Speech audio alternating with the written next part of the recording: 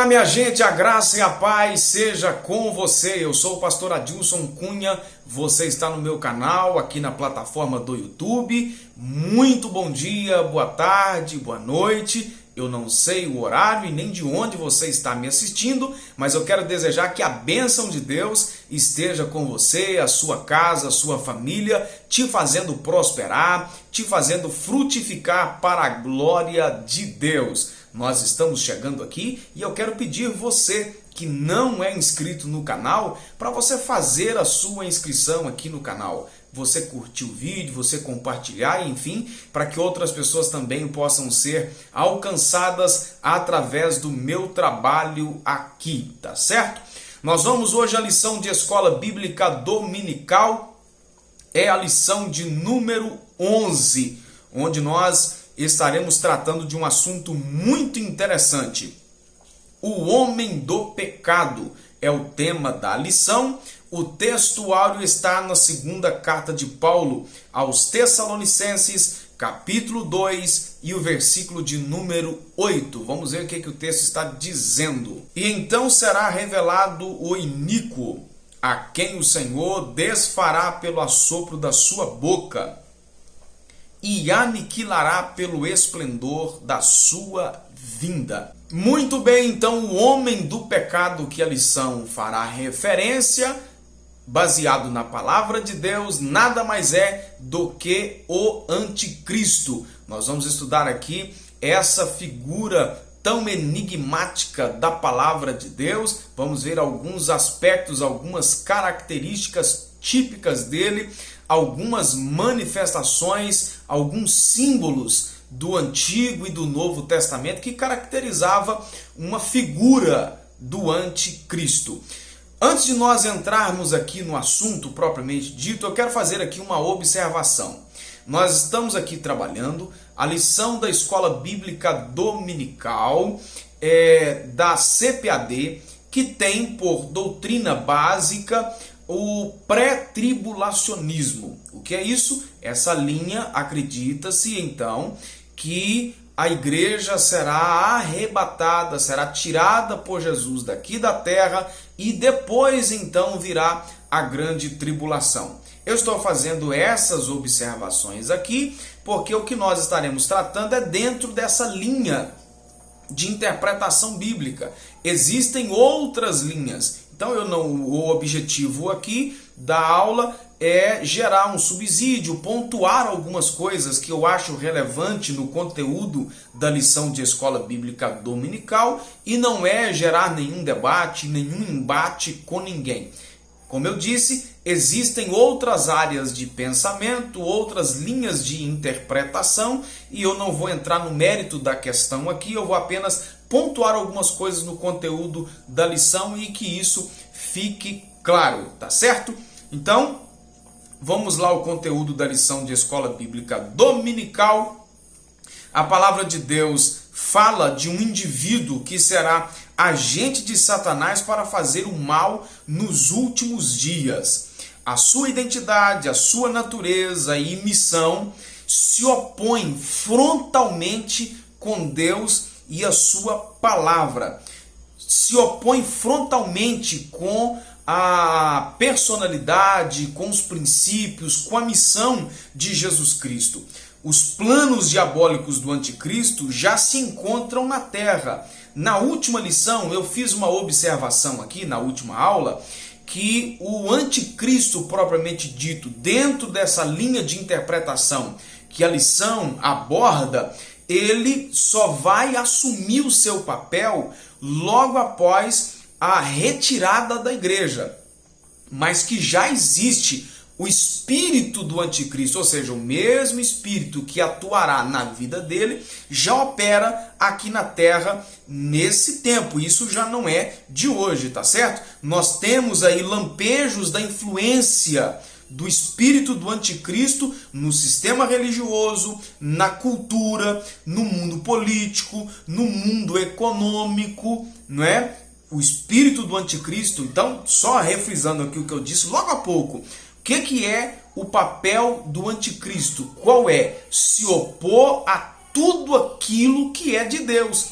se opor a tudo aquilo que é de Cristo. E por acaso, então, não é isso que nós já estamos vendo acontecendo aqui na Terra? As pessoas já há muito tempo, não é, querem eliminar Deus da história, querem tirar Deus da história, querendo aí passar como se Deus não existisse. Então, na verdade, isso já é o espírito do anticristo operando aqui na Terra. Então, nessa lição, nós trataremos esses últimos dias de como um homem, será usado por Satanás para afrontar e perseguir o povo de Deus. Então, basicamente, na lição, o assunto que nós estaremos tratando aqui é de como nos últimos dias esse homem, denominado homem do pecado, anticristo, vai ser usado grandiosamente, muito usado por Satanás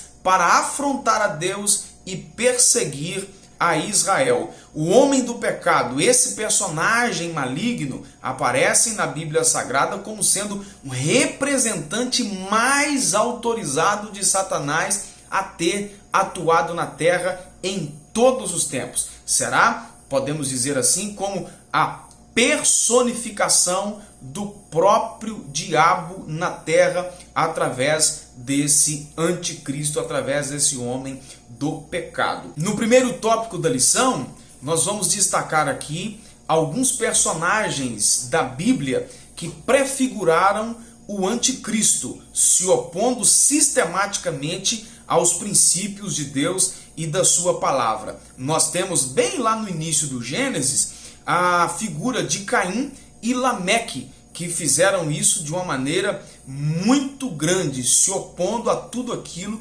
que era de Deus. Como eu disse no início da lição, a abordagem dessa revista tem como base o pré-tribulacionismo. Então, nós vamos perceber que ambos, Caim e Lameque, agiram como homem do pecado que há de comparecer na terra nos dias logo após o arrebatamento da igreja. Desde os tempos bíblicos, muitos fizeram-se anticristos e se dispuseram a perseguir a Israel e também a igreja de Cristo. Nós temos, por exemplo, outras figuras mais recentes na história, né? Eu disse aí do Caim e Lameque lá no início. Nós temos figuras mais recentes como o Nero, o imperador romano, a figura de Hitler, a figura de Stanley, não é? Que se opuseram drasticamente, terrivelmente contra a igreja do Senhor Jesus.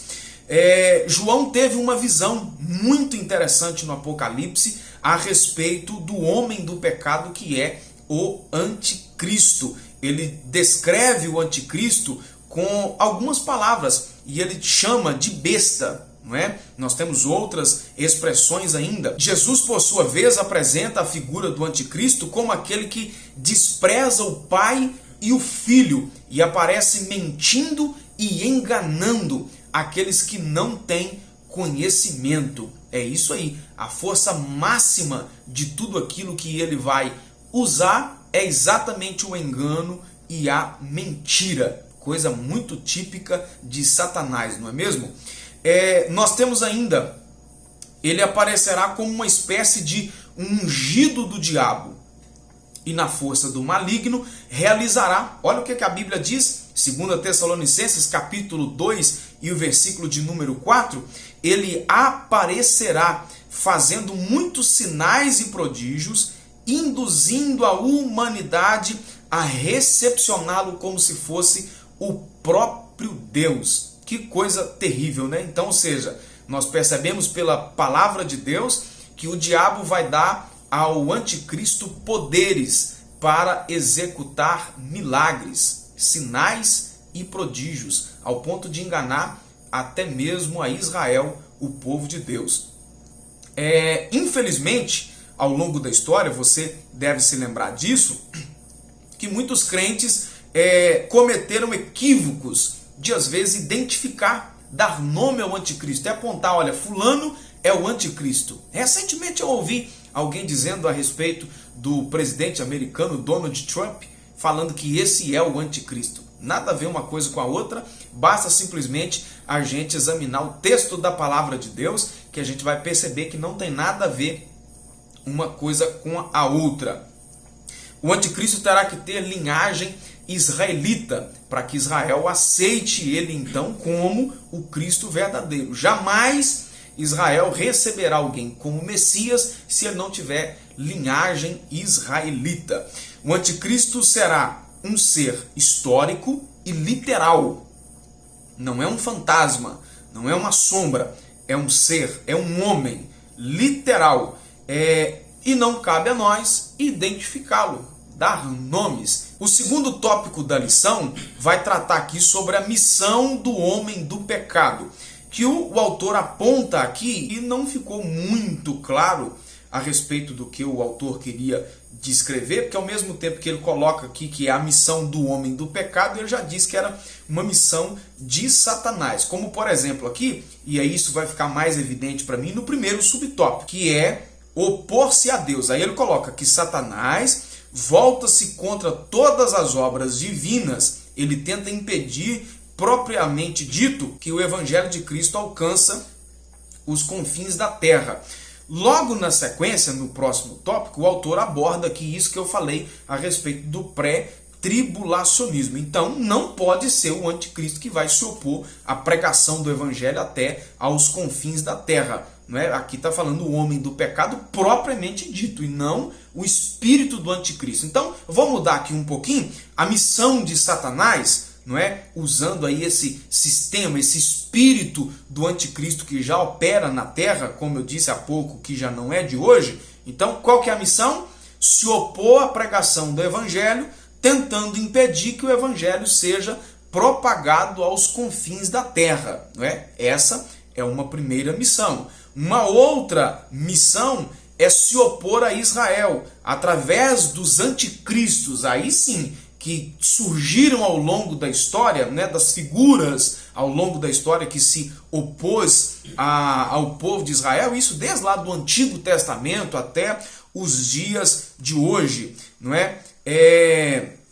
Uma outra coisa é se opor a Cristo. A gente percebe o que Satanás fez na tentativa de desvirtuar Jesus do propósito, né? Primeiro na sua tentação, depois fazer com que ele não morresse literalmente, e enfim, por último aqui, opor-se à igreja, opõe-se impiedosamente aos discípulos de Jesus. Ele sabe como usar o sistema do mundo contra a igreja. Irmãos, usa o sistema político, o sistema religioso, usa o sistema cultural, o sistema social, só não percebe que a igreja ao redor do planeta não é, está sob pressão quem não tem uma visão espiritual aguçada. Isso mesmo aqui no nosso país, todos os dias tem alguma coisa que choca contra os princípios da palavra de Deus, de alguma maneira aí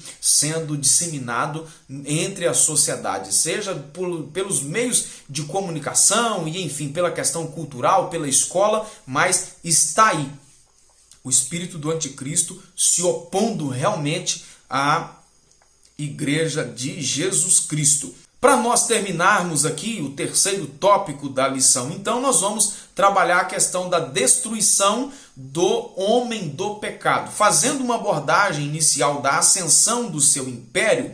Veja bem, o comentarista colocou aqui na revista que tão logo que a igreja seja arrebatada, Deus permitirá que Satanás, através dos seus dois escolhidos, ou seja, a besta e o falso profeta, reine absolutamente por 3 anos e meio. O primeiro será um agente político, não é? Que aí não é o anticristo propriamente dito. O segundo já um delegado religioso, um agente religioso. Então é isso que vai acontecer. Tão logo que a igreja seja arrebatada, por permissão de Deus, esses dois camaradas vão surgir aí. É a trinca satânica. Não vou dizer aqui que é uma trindade, não, porque a trindade aí dá essa questão da triunidade, né? Mas é uma trinca satânica. É o diabo propriamente dito, a besta e o falso profeta.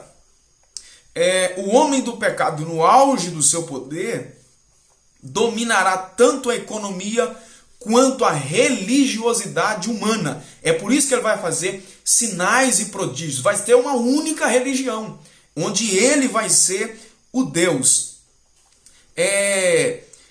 O início do seu império, o comentarista coloca que é logo que a igreja seja arrebatada, mas deixa eu fazer uma ressalva aqui. Quando é que o anticristo vai assumir de fato o seu papel?